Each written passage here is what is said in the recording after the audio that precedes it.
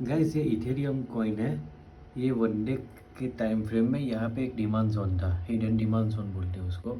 और ये अभी लाइव सेशन भी चालू है।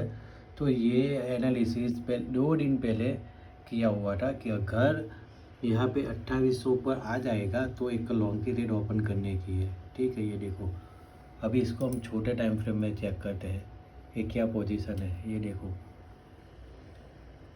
ये 15 मिनट टाइम फ्रेम इथेरियम।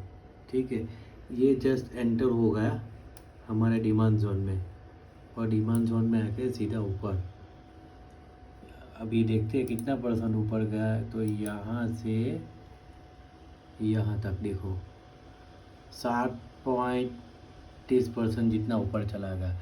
अगर किसी ने ये ट्रेड को 20x लेवल के साथ भी ओपन की होती ना तो 140% जितना प्रॉफिट एक ही रेट में रहा। इसके लिए भाई अगर आपको मेरा एनालिसिस पसंद आया हो तो वीडियो को लाइक करो और चैनल को सब्सक्राइब करो और ऐसे ही एनालिसिस करके अच्छे से अच्छी अर्निंग करो। Thank you everyone, bye bye, take care.